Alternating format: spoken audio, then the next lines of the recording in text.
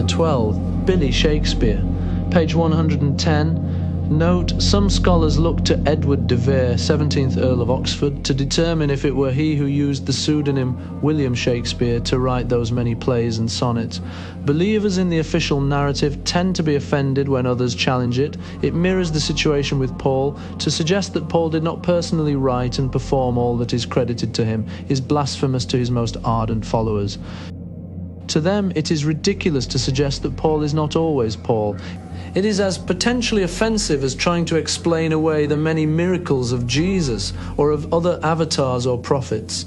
To their followers, of each talented individual who did the work attributed to Shakespeare or Paul. As was written of the Earl of Oxford in the 1500s, he excels himself, he surpasses others, he transcends nature. Chapter 13. What's in a name? Page 111. Note, what's in a name? William used many names for himself and also encoded his father's name in his book. His father's role needs to come to light, networking with the elite. William's father, as if inadvertently positioned William for greatness, practically by birthright, but left it to others to figure it out and to discover him. The obvious choice all along. A woman of renown who revered William's father within the cultic circle identified William as a 3-year-old musical prodigy. She selected him for initiation and training and shared her plan to use William's service to music to transform the world. Although details of the plan evolved over time, it eventually became focused on what William's father taught from the start. The plan became increasingly plausible as William grew within the inner circle. Eventually, before the Beatles' last tour, the faction pulling for William, based on his father's magical teaching and strengthened by his skills in studio work, prevailed over the disbelievers' plan to do Paul's work by rotating artists and models without granting a permanent position. Paul, aging more slowly, could have stayed current longer. Page 115. Note, William's pseudonym prevented false expectations of a Paul sound. His image resembles Amun and other ram-headed deities. It identifies him as the Ram of the Ram album. Page 116. Note, Brian Jones, a believer in magic, echoed Crowley's prophecies. He said, "I believe we're moving toward a new age in ideas and events. Astrologically, we are at the end of the age called the Pisces Age, at the beginning of which people like Christ were born. Now moving into the age of Aquarius, which is the age of Horus, expect events as monumental as those at the beginning of Pisces. In this age, Horus includes Uharriet."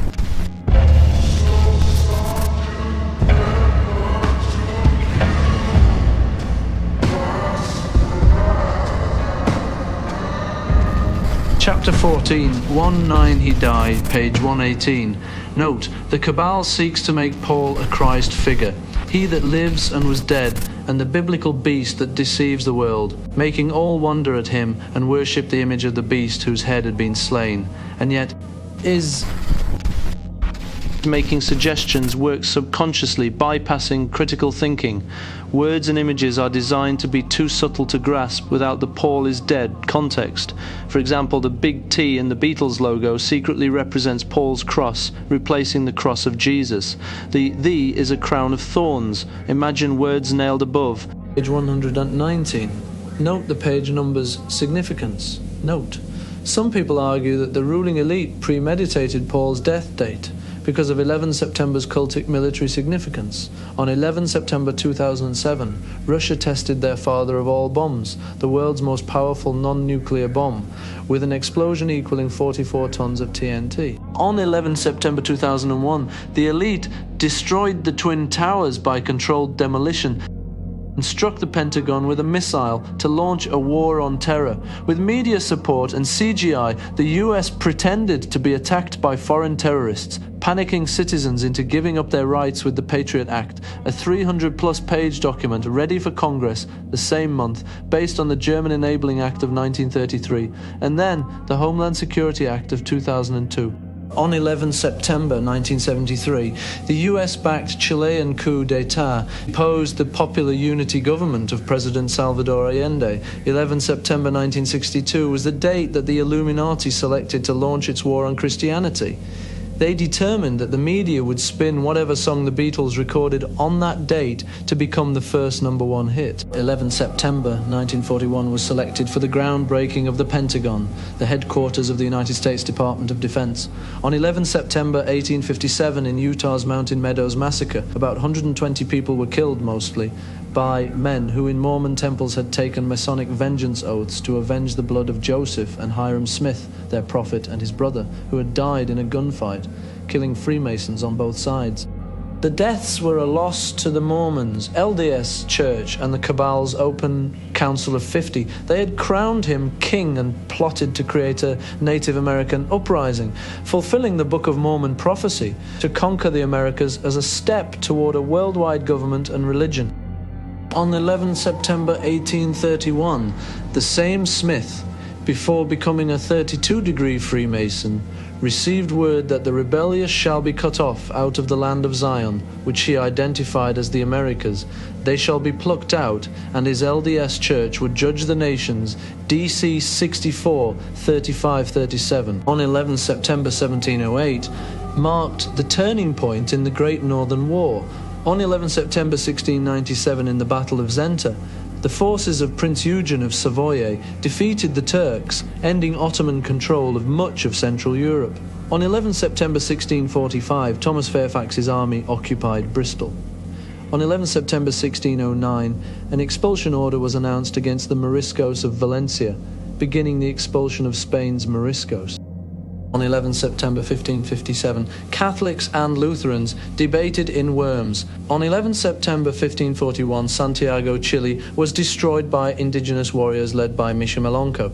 On 11 September 1390, the joint forces of Vytautas and the Teutonic Knights launched a 5-week siege of Vilnius in the Lithuanian Civil War. On 11 September 1297, at the battle at Stirling Bridge, our hero William's hearty warrior ancestor William Wallace beat the English. Page 123. Note, Ed Sullivan was flown to London for special training to create the historic event, setting a record for the largest audience for an American television program on Sunday evening, 9th of February 1964, exactly 3 years after their 9th of February 1961 debut at the Cavern Club. Approximately 73 million viewers in over 23 million households, over a third of the American population, watched the Ed Sullivan Show featuring the Beatles. They made further appearances on the show the next 2 Sundays, with the third appearance pre-recorded, and returned 18 months later on 14 August 1965. That show and other publicity gave their American tour an enormous boost and made sales roar. During the week of 4 April 1964, they held 12 positions on the Billboard Hot 100 singles chart, including the top 5.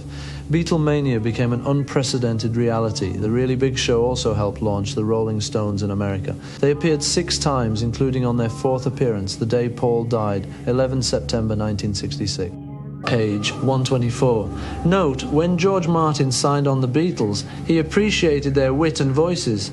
However, their limited skills and ignorance of music theory created extra work for him. Because the band did not read music and did not speak the language of music, communication was laboured. William, the band's new de facto producer, on the other hand, joined as George Martin's equal. They traded off roles. One either played an instrument or conducted the musicians. The other was usually in the control booth. False perceptions aside, the Lennon-McCartney team never held a candle to Martin Shepherd. William, whose skills surpassed them all in their own instruments, often had his band members redo their work after showing them how. Page 127. Note, when contracting the Beatles with EMI, George attempted to explain to John and Paul that they would become a famous writing team greater than Rodgers and Hammerstein. When John corrected him, saying that they practically never played their own material, Martin said, "Mark my words, Lennon and McCartney will be the most famous writing team in the world." Martin went on to say that the media would make the Beatles big enough to topple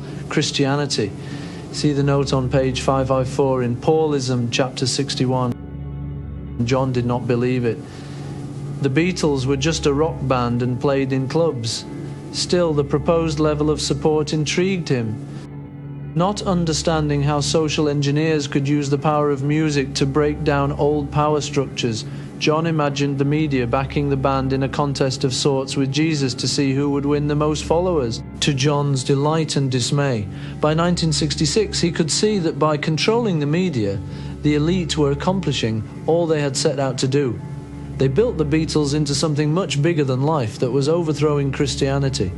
John was delighted by the band's success, but disillusioned that even Christianity was too weak to stand up to an Illuminati assault.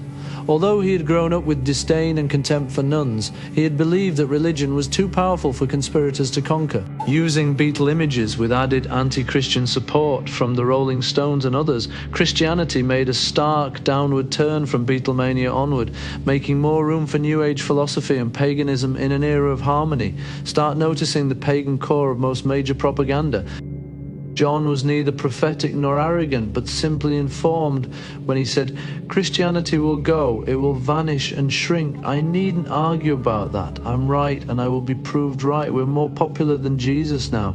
I don't know which will go first, rock and roll or Christianity. Jesus was all right, but his disciples were thick and ordinary. It's them twisting it that ruins it for me." He later explained, "I pointed out that fact, that we meant more to kids than Jesus did, or religion. It was a fact." Page 128. Note anti-Beatles album burning demonstrations were the most prevalent in the United States, Mexico, Spain and South Africa. Over the years, John went on to say many things that could be construed as much more blasphemous. However, without media assistance, none of it created a public outcry, supporting the idea that the Beatles would continue to grow into the next millennium and allowing the Aztec calendar placed 21 December 2012 at the end of that cycle. John expected complete success by then. Sounding hyperbolic without the context of this book, he said, "Paul should be Jesus by then. The Beatles through Paul would elevate the whole world under themselves." John says, "If this scene is around in 2012, the masses will be where I am today, and I should be as groovy as Jesus by then." Page 130. Note, the best way to know how Paul's looks is to refer to his photographs. However, one complication is that many pictures said to be of Paul are of his doubles. Before and after Paul's death, all 4 Beatle positions had doubles that were used far more than most fans would imagine. William still uses his album covers are Paul's most dependable photos. Less known images are often morphed to include elements of William. Some such images look real, others are sloppy. Do not be fooled by them. Notice when Paul's face has been lengthened to look like William's. "Man, you've been a naughty boy. You let your face grow long. I am the walrus." Often in morphed images, the lighting or resolution of the face does not match the rest of the photograph. Sometimes the hair part's on the wrong side. Occasionally, identical morphed images are pasted onto multiple photos, making too many identical details. Videos are also modified. Save videos and photos before faces are changed. Had the band grown organically, songs they played well in clubs would have been on their first albums. If Ringo is at the drums, the event is after Ron at EMI topped them their first hits. Page 135. Note, Jimi Hendrix, trained in Laurel Canyon, said, "If there is something to be changed in this world, then it can only happen through music." Repetitious sounds and messages are key to mind control. Frequencies impact our energy fields. Rhythm directs brainwave, pulse and mood, which impacts hormone levels. Lyrics with catchy tunes carry precise messages to the conscious and subconscious as we consciously and subconsciously sing along. Enthusiastically receiving repetitious mental programming from an adored superstar multiplies the impact. Nothing directs human consciousness as effectively as music, especially when combined with plant medicine or drugs. Many people are brainwashed by giving them hallucinogens combined with repetitious audio messages. Be especially selective of your mind programming while under the influence of plant medicine or mind-altering drug. Where hallucinogens are legal and your doctor approves, you may combine them with audio recordings or affirmations or hypnotic suggestions that are aligned with your intention. Affirmations are especially effective in your own voice, spoken softly and slowly, and are even more powerful when also combined with Baroque music. And now back to your regularly scheduled program.